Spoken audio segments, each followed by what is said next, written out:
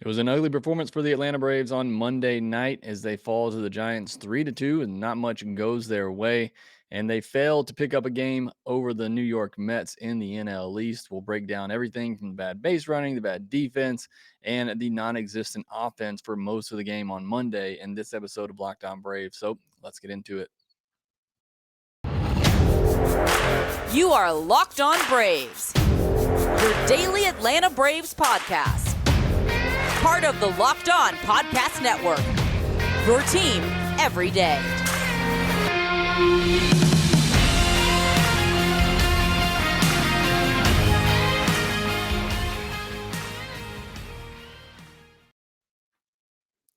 Hey, and welcome back to Lockdown Braves, part of Lockdown Sports Atlanta, where we cover your favorite Atlanta sports teams each and every day. I am your host, Jake Mastroianni. You can follow me on Twitter at shortstopball and check out my bio there to see where I'm covering the game of baseball. Also, make sure you follow the podcast on Twitter at lockdown_Braves, and please send in any questions, comments, or feedback that you have for the podcast. Subscribe to us on YouTube if you're new. Hit that thumbs up button and that notification bell to help support the show and grow Lockdown Braves channel. And thanks for making Lockdown Braves your first listen every day. We post episodes daily, 5 days a week, Monday through Friday, and are free and available on all platforms. On today's Tuesday episode of Lockdown Braves, we'll break down Monday's loss to the Giants, talk about the lack of offense. We'll talk about Spencer Strider, who wasn't his best, but kept his team in the game, as did the great effort by the bullpen. But just a lot of miscues from the Braves on Monday that I want to talk about, and then we'll preview Tuesday night's game. Just want to say I'm ready for these West Coast trips to be over. I'm really tired of staying up all night to watch the Braves lose the way that they are right now. But it was a tough one on Monday night. They do lose 3-2. Another late comeback falls just short. The Mets lost as well on the night, so the Braves missed an opportunity to pick up a game in the division. Got to take advantage of those days when the Mets actually lose with the schedule that they have, but the Braves weren't able to do so on Monday. And a lot of the blame for this one goes to the offense, who was silent for the majority of the game. They got nothing off of Alex Cobb through 7 innings. And Alex Cobb's a solid, middle of the rotation pitcher, but not somebody you should be going scoreless against for 7 innings. And they just continually swung over that splitter, which is a good splitter, and he was continually locating it down and in to righties, but 3 times through the order, and the offense just couldn't figure it out. And look, hitting a baseball is difficult. I'm not saying I could do it, but these are professional hitters. These are some of the best hitters in our sport. And 3 times through a lineup, and you're not able to adjust to what he's throwing, which was primarily that splitter, and you just keep swinging over the top of it or driving it into the ground. So just, a failure to make adjustments throughout the game against Alex Cobb for this offense, for an offense who generally is great at doing that. I talked about it the other day. The 5th inning is one of their best innings because I feel like they do make adjustments throughout the game when they see a starting pitcher for a second or third time. But for whatever reason, weren't able to do that against Alex Cobb on Monday. And now if you look over at the last 3 games the Braves have played, they've scored just 1 run in innings 1 through 6. So they're getting nothing done early in the game. And you can't have an offense be non-existent for 2/3 of the game and expect to win all the time. It's great that they're having these late comebacks and scoring late in the game against the other team's bullpen, but you just can't be non-existent for 2/3 of the game and expect to win. So that's something the Braves offense has to figure out. They've been really bad at that these last 3 games, facing good pitchers in George Kirby and Alex Cobb. The Marco Gonzalez one, I still can't figure out how they weren't able to do anything against him, but certainly has been a struggle for this offense. And you're going to go through, slumps throughout a 162 game season. I would rather see them slumping now than when you get in the postseason. It's just tough because you got a chance to win the division. And I think winning the division is super important, avoiding that bye. So it's tough to see the offense going through what they're going through right now and not being able to put up some big runs against starters that I feel like they should be able to score against. They did, like I said, end up with 10 hits on Monday. You will certainly take that. 6 of those came in the last 3 innings, but only 1 extra base hit. And we've chronicled this all year long. when the Braves aren't able to get those extra base hits, the doubles, the home runs, they really struggled to score. And a night where you had 10 hits, but 9 of them were singles, and you only score 2 runs, that kind of speaks to the flaw of this offense is when they're not getting the extra base hits, they're not getting the home runs, they struggle to score. And that was certainly the case on Monday. But a lot of it, or not a lot of it, but some of it was self inflicted. And a couple of bad base running moves in this game. One of them by Michael Harris in the 7th inning. They were finally getting to Cobb, got a couple of hits off of him in that 7th inning. And I don't know what Michael Harris is thinking here. I thought off the bat, for a split second that maybe Olsen had a chance to go to third, but I thought he got to the center fielder way too quick for that to even be a possibility with the lack of speed from Matt Olsen. And then you see the replay, and Michael Harris looks up, stops, and then continues to go. I don't know what he saw that made him think Matt Olsen was even going to think about going to third base, but that was a big blunder there. Took off an opportunity where the Braves would have had first and second and just 1 out. And Alex Cobb stayed in the game. And they mentioned this on the broadcast, and I believe it too. If not for that base running mistake, I think Alex Cobb comes out of that game, and maybe you get to their bullpen a little earlier, and maybe you're able to get a big hit there. But that wasn't the case. And then I need to go back and watch this one before I'm too critical of it. But on Dansby's hit in the 8th inning, I thought Ronald should have gone to third on the throw to the plate. And again, I need to go back and kind of see where Ronald was, where the throw came in. But especially when the throw got away from the catcher, I think Ronald's got to get to third base there. And you have a chance with nobody out. That changes things significantly if you're able to get to third base on that throw, because then maybe the infield has to come in for Austin Riley. Even if they stay back with nobody out and they get the double play, then perhaps Acuna still scores. So I thought that was, again, I need to go back and see it before I judge it too harshly, but I thought that was an opportunity there for Acuna to go to third base. I thought the sin for Grossman was aggressive there, and he should have been out. I mean, the ball was there way before Grossman got to the plate.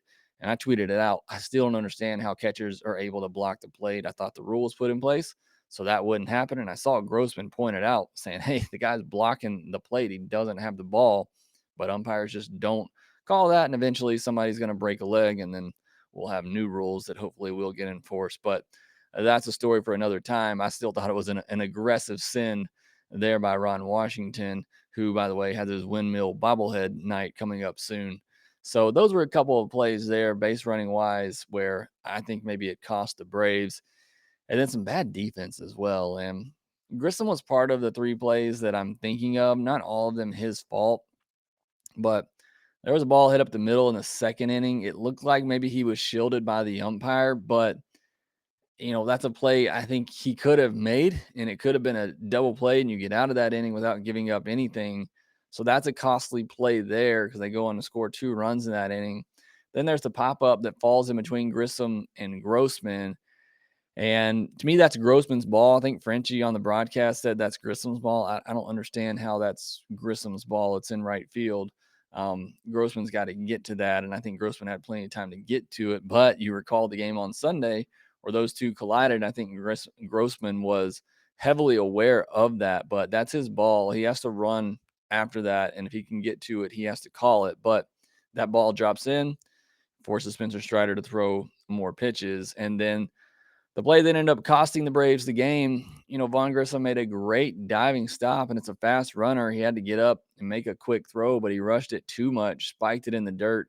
Ball gets away from Matt Olson, who, maybe could have picked it, but still just wasn't a great throw. It was a tough short hop for Matt Olson.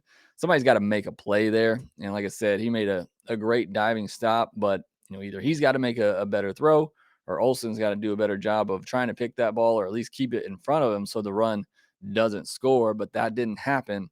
Run does score, and that ends up being the difference in the game. So it was just an ugly game all around when you look at it. A non-existent offense, bad base running decisions, bad defensive plays, just an ugly game all around for the Atlanta Braves on Monday.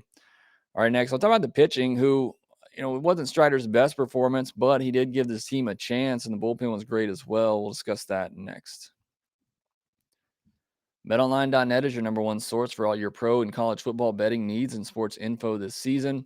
Find all the latest football league developments, game matchups, news, and podcasts, including this year's opening week's games. BetOnline is also your continued source for all your sport wagering information, including live betting, esports, and scores. It's the fastest and easiest way to check in on all your favorite sports and events, including MLB, MMA, boxing, and golf. Head to the website today or use your mobile device to learn more about the trends in action. Bet online, where the game starts. Spencer Strider got the start on Monday night. They actually moved him up a day and moved Kyle Wright back a day as Kyle Wright continues to deal with some arm fatigue, which we'll talk about more in a second. But Strider, much better first inning this time around, but it was the second inning that really got to him. Had a high pitch count. His final line, though, 5 innings, gave up 9 hits, but 8 of them were singles, 1 walk, 3 runs, only 2 of them earned, 9 strikeouts, and 102 pitches on the night. He was not as sharp as we've seen him in the past. Giants hitters for a second game now have had really good at bats against him. They hit the ball really hard.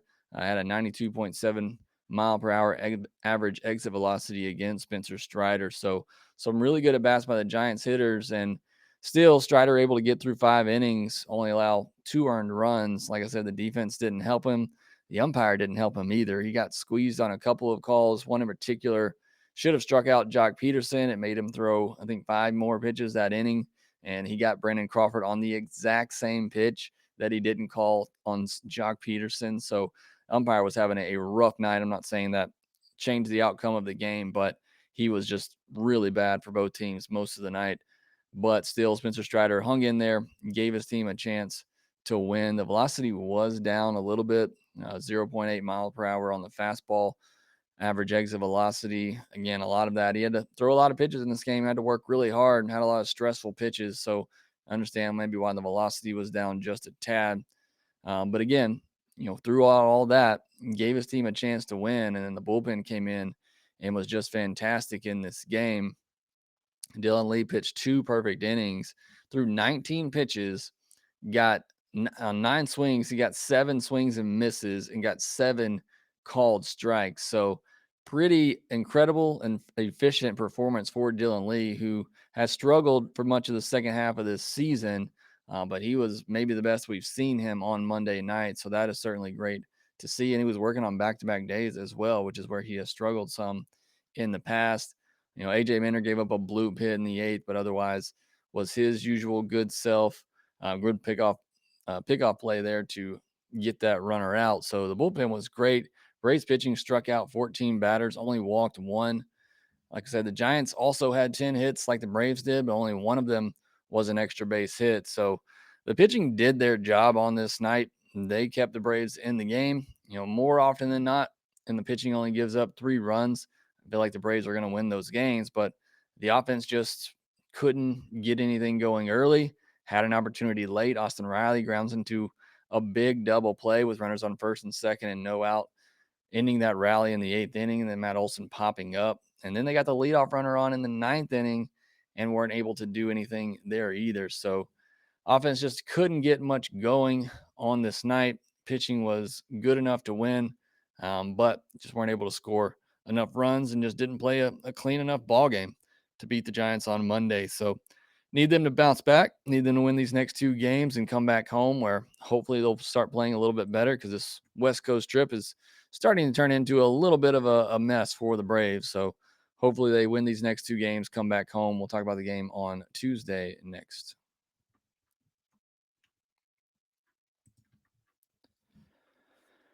Late on Tuesday night, once again, it'll be Kyle Wright versus Jacob Junis. Junis in his last 7 starts has not been good at all. A 6.03 ERA, a 1.40 whip, 34 and a third innings, 8 walks, 32 strikeouts. Last time out, he pitched 6 innings, gave up just 2 earned runs on 3 hits and 2 walks with 4 strikeouts against Milwaukee. So was good as last time out. There's a slider, sinker, changeup, and it's a pretty good slider, which Braves hitters tend to struggle with, so that concerns me a little bit.